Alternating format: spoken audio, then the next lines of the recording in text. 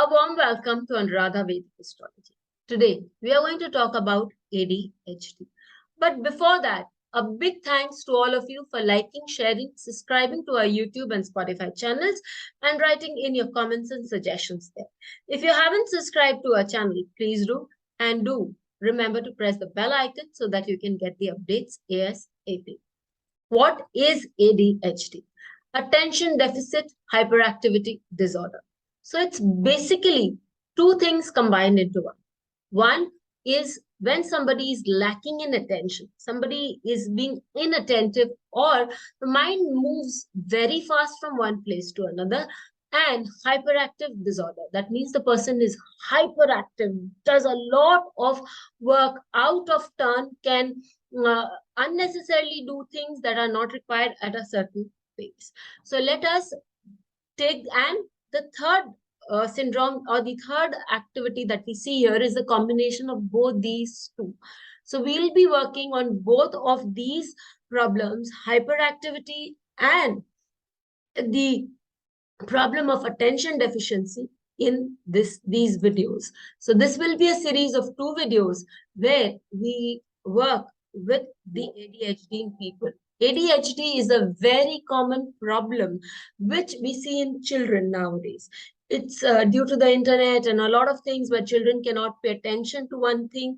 They move over all over the place. Especially after the corona, we find that a lot of children, out of boredom, keeps skipping from one place to another without having a concentration to sit straight for 40 straight minutes, or for that matter, half an hour, and do their work properly. How is it going to reflect astrologically in the chart? So when we talk about ADHD, we find that it is composed of 2 types. One is when we find an attention deficiency in children or adults, and the second is when we see a hyperactive disorder.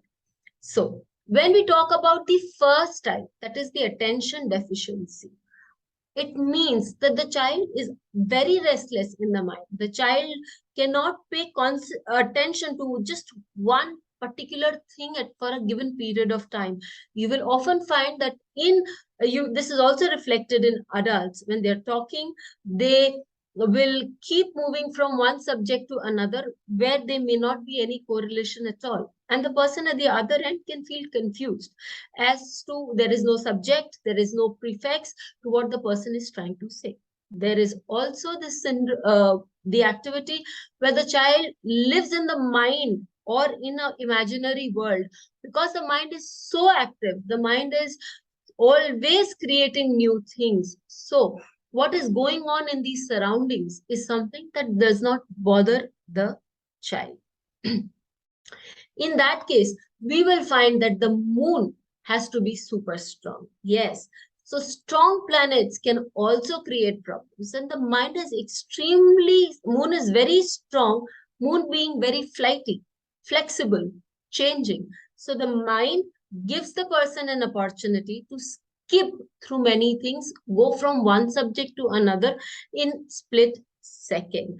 And such people you will find are highly intelligent, have the ability to acquire a lot of knowledge. However, going deep down into anything can be a little problematic for these people, because the mind does not want to stay at one place for a long period of time. The mind wants to wander on to a new area. The second planet that we see is Rahu.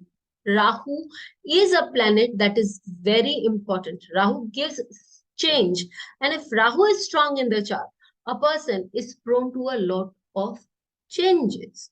What are the houses? The 5th house of concentration and intelligence. If this house is afflicted, that means the ability to concentrate at one place, on one subject, on one thing, to talk in a flow of one particular subject can be a little difficult for such people. The 9th house. The 9th house talks about our ability to do a thing that is right for that moment. If the 9th house is afflicted, then the person can skip doing what is correct. In many times you will find that these people will not want to do the studies, even at the brink of the examination. They could be playing video games, they could be doing something artistic or creative. So what happens? The ninth house here we find is afflicted because at that moment, your duty is to study. And if you are doing something different, it means that there is an affliction in the ninth house. What are the nakshatras that are involved with this? The nakshatras that are involved with this are the Shipra nakshatras or the Ashwini nakshatra, the Pusha nakshatra, the Hasta nakshatra, and the Avijita nakshatra. When we talk about Ashwini nakshatra, this nakshatra is much prone to AD, that is attention deficiency in people. Ashwini nakshatra is a very fast nakshatra. They do not want to stay at one place at one time. Moreover, it is in a movable sign, right at the beginning of a movable sign. And commitment is something that these people do not want to believe in, or rather can do it. So this nakshatra makes a person very flighty indeed. Not to forget that the symbol itself is a horse head which needs to be bridled so that it can keep moving on the same path. So here we can take a clue and talk about how helping these people at the later end of the video, how we can help these people by bridling them in certain manner. Pusha nakshatra. I have often found that a retrograde planet in this nakshatra does not allow a person to go deep down into any studies that they want. And this is essentially a nakshatra which gives one an ability to develop their skills and study hard. So this is a nakshatra and the Hasta nakshatra. The Hasta nakshatra gives a person a kind of indifference to what is happening around you and doing only what you want to do or what you feel is correct. So it does encourage self-indulgence in a person. Now, when we talk about the Purvabhadra, Mrigasira nakshatra is essentially a nakshatra which shows a person being lost in his or own thoughts, sometimes not able to recognize what the person wants and being totally flooded by a lot of insecurities. And we can also take the Purvabhadra nakshatra where the person is so problematic around there in the head that the person is unable to decide or live in the present totally. So we see that these are the houses, the 5th house and the 9th house.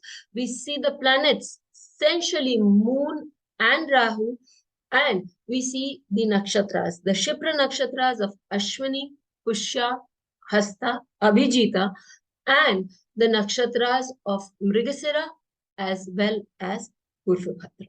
Having said that, once we locate that we do have a problem here, how do we go about solving the problem? There's a very strong connect between our breath and the mind, and that is something that yoga has been saying for time immemorial. When we learn to regulate our breath, watch our breath for over a period of time, and sit down practicing breathing properly, we will see that this problem in us can be not, if not overcome, can be controlled to a certain extent.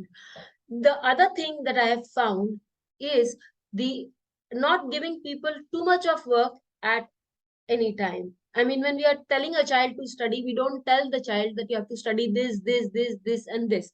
You say that first you begin with this and then we will proceed. So in that case, the mind is not agitated. There is no need for the mind to move on from one subject to another at a very quick pace. Giving small amount of work at right intervals will help to calm the mind and to get the mind focus. Last but not the least, the placement of the 5th lord or the 9th lord is the area that the person would be good at. And then as per the chart, as any particular chart, when we look into these areas, we will be able to spot out what areas a person is capable of putting their intentions, their concentration in, and can help the child to develop according to his or her chart. Do write in your views how you found this video, and we'll get back with the second part of hyperactive disorder pretty soon. Please hit Thank the you bell so icon much. for fresh updates. Don't forget to like, share, and comment on the videos, and please subscribe to our channel.